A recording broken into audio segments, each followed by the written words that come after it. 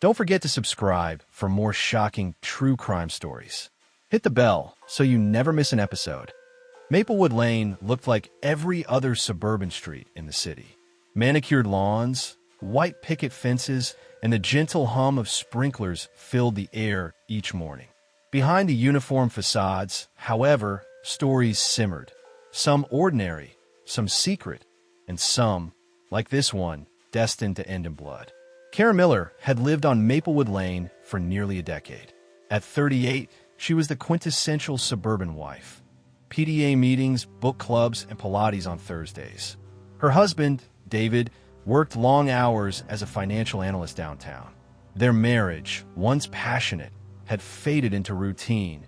Dinners in front of the TV, polite conversations about bills, and the unspoken distance that crept in after years of predictability. Karen's days blurred together. She woke at 6, made breakfast for their 12-year-old daughter, Emily, and saw David off to work. She cleaned, ran errands, and filled the silence with podcasts and the distant sound of children playing outside. Sometimes she would stand by the window, coffee in hand, watching the world go by, wondering if this was all there was. It was during one of these idle mornings, in early spring, that she first noticed the new delivery man. The old courier, a gruff retiree named Stan, had been replaced by someone younger, much younger. He was tall, athletic, with dark hair that curled at the edges of his cap and a smile that seemed to linger even after he'd driven away. His name, she would soon learn, was Jake. Jake became a fixture on Maplewood Lane. Packages arrived almost daily, sometimes for Karen, sometimes for neighbors. He was always polite, always cheerful, and always seemed to have a moment for small talk. At first, Karen thought nothing of it, but as the weeks passed, she found herself anticipating his visits. She'd linger by the window when she knew the van was due, smoothing her hair and checking her reflection in the glass. Their conversations grew longer. Jake would ask about her day, make her laugh with stories from his route, or compliment her garden. Karen felt seen in a way she hadn't in years. The attention was intoxicating. She started ordering things she didn't need, books, kitchen gadgets, even a new set of towels, just for an excuse to see him. One afternoon, as Jake handed her a package, their fingers brushed. The contact was electric, sending a jolt up Karen's arm. She pulled away quickly, cheeks flushed, but Jake only smiled, his eyes lingering on hers a moment longer than necessary. That night, Karen lay awake, replaying the moment in her mind. She told herself it was harmless, just a silly crush. But deep down, she knew it was more. The monotony of her life had cracked, and something dangerous was seeping through.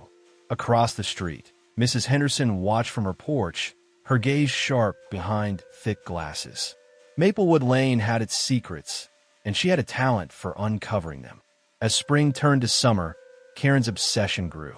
She found herself dressing up before Jake's expected arrival, rehearsing witty things to say, even spritzing on perfume she hadn't worn in years.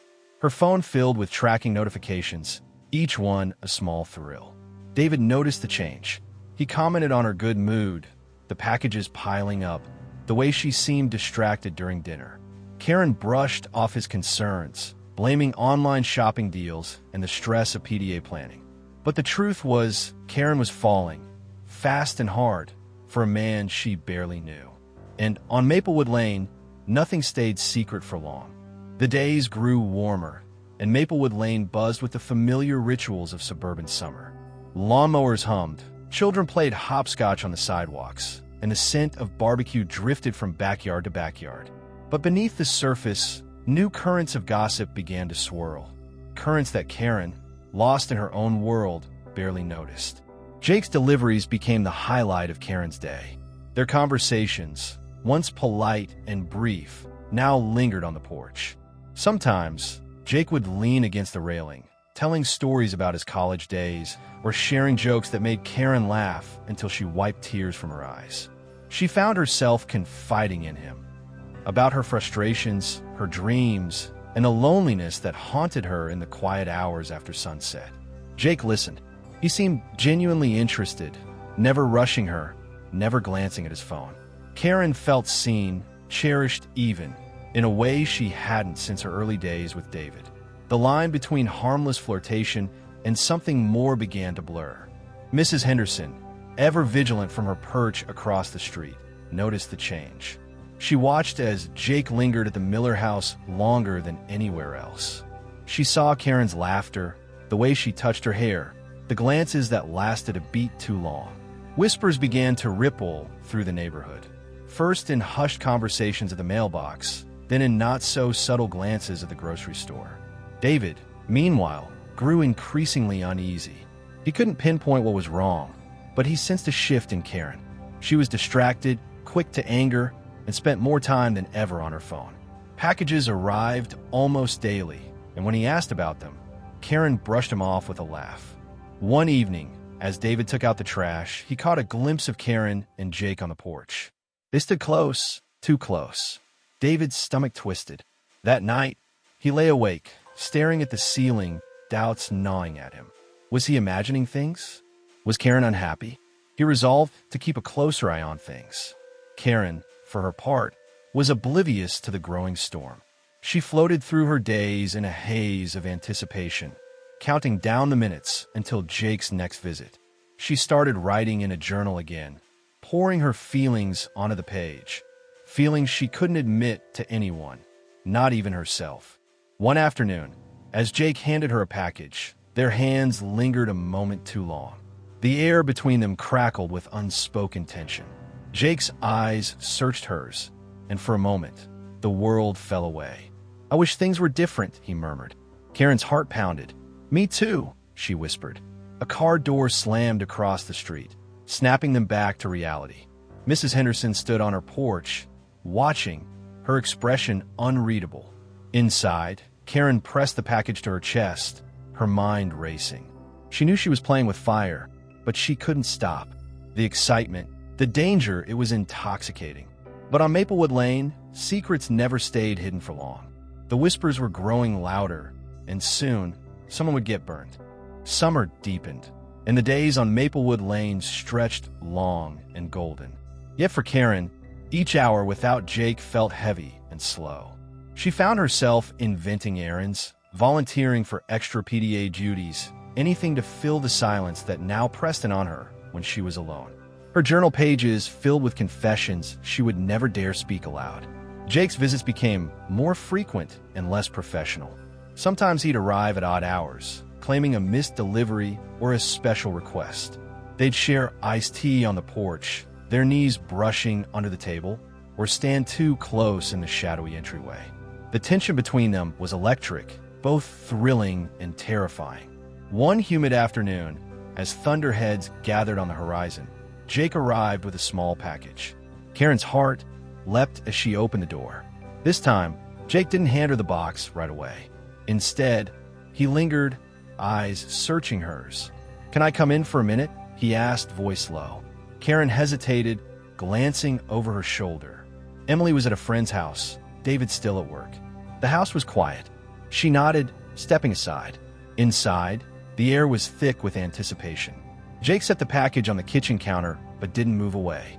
For a moment, neither spoke. Then, as if pulled by an invisible force, Jake reached for her hand. Karen's breath caught. She knew this was the moment, the point of no return.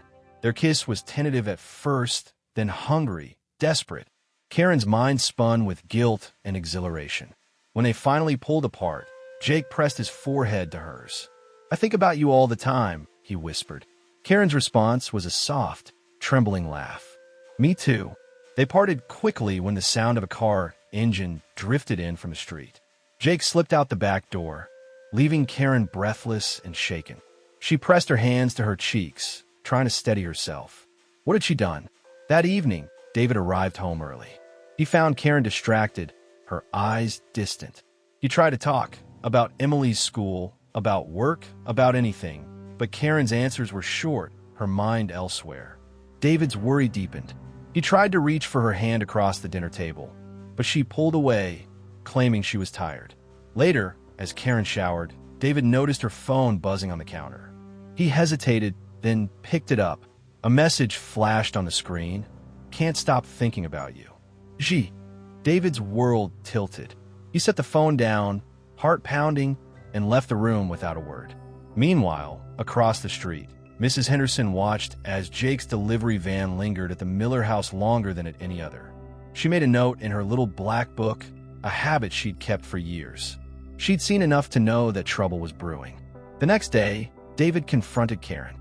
His voice shook as he asked about Jake, about the messages, about the time she spent waiting for deliveries. Karen denied everything at first, her cheeks flushed with anger and shame. But David pressed, and finally, the truth spilled out, tears, apologies, promises she wasn't sure she could keep. The cracks in their marriage, once hidden, now gaped wide open. David moved into the guest room. Emily sensed the tension, but no one explained. The house, once filled with routine and quiet comfort, now echoed with suspicion and regret. But Karen couldn't let go. The thrill of her obsession with Jake was too powerful, the escape too intoxicating. She told herself it was love, that she deserved happiness, that she could control the situation. But on Maplewood Lane, nothing was ever as simple as it seemed. And as the summer storms rolled in, so did the sense that something terrible was coming, something that would shatter their lives forever. The days after David's discovery felt like moving through a fog. Karen drifted from room to room, haunted by the echo of her husband's voice and the hollow ache in her chest. The tension in the house was suffocating. Emily, sensitive to every shift in mood, grew quieter, her laughter replaced by anxious glances between her parents. The Miller home, once a sanctuary of routine, had become a minefield of unspoken accusations and silent grief. David slept in the guest room now. He left early for work and returned late, avoiding Karen whenever possible. The few times they crossed paths, their conversations were clipped and formal, as if they were strangers forced to share a space. Karen tried to reach out, to apologize again, but David's eyes were cold, his responses distant. The betrayal had cut deep, and she could see the wound every time he looked at her. But even as guilt gnawed at her, Karen couldn't stop thinking about Jake. The memory of his touch, the thrill of their stolen moments, replayed in her mind like a forbidden melody. She checked her phone constantly, desperate for a message, a sign that he still wanted her. When his texts came, they were brief but electric, just enough to keep her hope alive. Jake, too, was feeling the strain. He'd grown cautious, worried about being seen, about the whispers that seemed to follow him down Maplewood Lane. He'd heard the rumors. Mrs. Henderson's sharp tongue had ensured that everyone in the neighborhood knew something was amiss at the Miller house. Jake's boss had even pulled him aside, warning him to keep his deliveries professional. But the pull between him and Karen was undeniable, and despite his better judgment, he couldn't stay away. One evening, as a summer storm gathered on the horizon, Jake sent a message. "Meet me at the park. 9 p.m. I need to see you." Karen's heart pounded as she read the words. She hesitated, glancing at the closed door of the guest room, where David was no doubt lying awake, wrestling with his own demons. She knew she should ignore the message, that nothing good could come from another secret meeting. But the longing was too strong. She scribbled a note for Emily, out for a walk back soon, and slipped out into the humid night. The park was nearly deserted, the only sounds the distant rumble of thunder and the rustle of leaves in the wind. Jake was waiting by the old gazebo, his silhouette illuminated by a flickering street lamp. When Karen approached, he pulled her into his arms, holding her as if he could shield her from the chaos of their lives. "I can't do this anymore," Jake whispered, his voice raw. "The sneaking around, the lies. I care about you, Karen, but this, it's destroying us." Karen clung to him, tears streaming down her face. "I don't know what to do. I can't lose you, but I can't fix what I've broken at home." They stood in silence, the storm pressing closer. Jake brushed a strand of hair from her face, his touch gentle. "Maybe we need to stop. Maybe it's the only way." Karen shook her head, desperation in her eyes. "I can't. You're the only thing that makes me feel alive." Jake hesitated, torn between desire and duty. What about Emily? What about David? Karen's shoulders slumped. "I don't know. I need time." A flash of lightning split the sky, followed by a crack of thunder. Jake pulled away, his expression pained. "We can't keep doing this. Someone's going to get hurt." As if on cue, a figure appeared at the edge of the park, half hidden by shadows. Karen's breath caught in her throat. For a moment, she thought it was David, come to confront them. But as the figure drew closer, she recognized Mrs. Henderson. Her eyes narrowed with suspicion. Jake stiffened. "We should go." Karen nodded, wiping her tears. They parted quickly, each slipping away into the stormy night, hearts pounding with fear and regret. Back at home, Karen found David sitting at the kitchen table, a glass of whiskey in his hand. He looked up as she entered, his gaze hard. "Out for a walk?" he asked, his tone icy. Karen nodded, unable to meet his eyes. "I needed some air." David let out a bitter laugh. "You think I'm stupid? I know you were with him." Karen's defenses crumbled. "I am sorry, David. I never meant for any of this to happen." He slammed his glass down, the sound sharp in silence.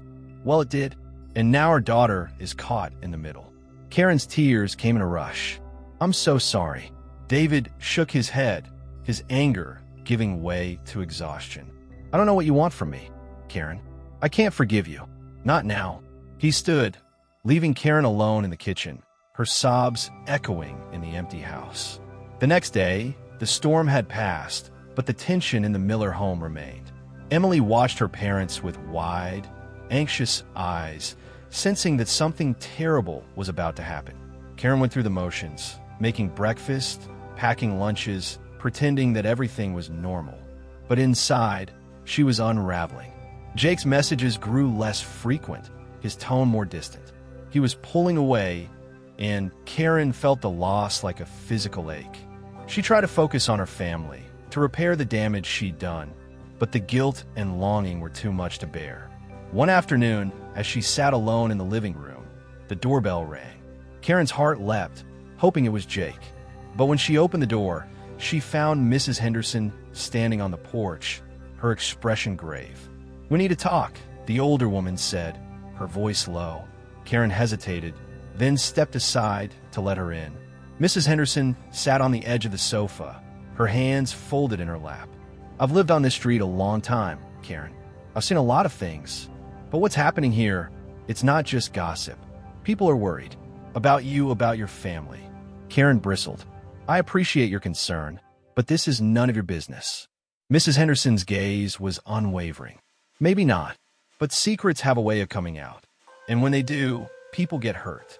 With that, she stood and left, leaving Karen shaken and alone. As night fell, Karen sat by the window, watching the shadows lengthen across Maplewood Lane. She knew the storm wasn't over. In fact, it was only just beginning. The days after Mrs. Henderson's visit passed in a daze. Karen felt as if she were living underwater, every sound muffled, every movement slow. She tried to keep up appearances for Emily's sake, packing lunches, driving her to soccer practice, asking about school. But her mind was always elsewhere. David had all but moved out emotionally, sleeping in the guest room and barely speaking to her. The house was silent except for the occasional slam of a door or the soft, stifled sobs Karen let out when she thought no one was listening. Jake's messages had stopped completely. The last one, a week ago, had simply read, "I can't do this anymore. I am sorry." Karen stared at it for hours, willing another message to come, but none did. She felt abandoned, not just by Jake, but by the life she'd once known. The thrill of their affair had turned to ashes, replaced by shame, regret, and a gnawing sense of dread. The neighborhood, too, seemed to hold its breath. Maplewood Lane was quieter than usual. Neighbors exchanged wary glances, conversations cut short when Karen appeared. Mrs. Henderson's words echoed in her mind. Secrets have a way of coming out, and when they do, people get hurt. One Friday evening, the tension finally snapped. David came home late, the smell of whiskey clinging to his clothes. Emily was at a sleepover, and the house was eerily quiet.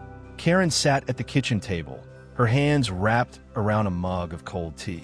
David stood in the doorway, his face drawn and pale. "We need to talk," he said. Karen nodded, her heart pounding. He sat across from her, staring at his hands. I can't keep doing this. I can't live in this house, pretending everything is fine. I want a divorce. The word hit Karen like a physical blow. She tried to speak, but her voice caught in her throat. David, please. He shook his head. It's too late. A sudden knock at the door startled them both. Karen stood, wiping her eyes, and opened the door to find Jake on the porch. He looked terrible, eyes bloodshot, hair disheveled, hands trembling. I need to talk to you, he said, voice hoarse. David appeared behind Karen, his expression hardening. You've done enough, he snapped. Jake ignored him, focusing on Karen. I am sorry. I shouldn't have come, but I can't stop thinking about you. I needed to see you. David stepped forward, fists clenched. Get out. Jake squared his shoulders. Not until I talked to Karen. The argument escalated quickly. Words became shouts. Shouts became threats. Karen tried to intervene, pleading with both men to calm down, but neither listened. The tension that had been building for weeks finally exploded. In a blur of movement, David lunged at Jake. The two men grappled in the entryway, knocking over a lamp. Karen screamed, trying to pull them apart, but they were beyond reason. In the struggle, David grabbed a heavy glass vase from the side table and swung it at Jake's head. The sound was sickening, a dull crack, followed by a stunned silence. Jake collapsed to the floor, blood pooling beneath his head. David staggered back, staring at his hands in horror. Karen dropped to her knees beside Jake, sobbing. Call 911, she screamed at David, but he was frozen, unable to comprehend what he'd done. The sirens came quickly. Neighbors had already called the police, alerted by the screams and the sounds of violence. Officers stormed the house, pulling Karen away from Jake's lifeless body. David was handcuffed, his face ashen, eyes wide with disbelief. The aftermath was a blur. Karen answered questions through tears, her words barely making sense. David was arrested, charged with manslaughter. Emily was brought home by a neighbor, her childhood shattered in an instant. Maplewood Lane was never the same. The story spread quickly. Did you hear what happened at the Miller house? And soon the quiet suburb was swarmed by reporters, police cars, and curious onlookers. Mrs. Henderson watched it all from her porch, her suspicions confirmed, her little black book clutched tightly in her hands. In the weeks that followed, Karen tried to pick up the pieces of her life. She attended Jake's funeral, standing at the back of the church, unable to meet the eyes of his grieving family. She filed for divorce, sold the house, and moved away, hoping to escape the memories that haunted every corner of Maplewood Lane. But some scars never heal. Karen would always remember the thrill of her obsession, the way it made her feel alive, and the terrible price she paid for it. On Maplewood Lane, secrets didn't just destroy trust. They ended in blood.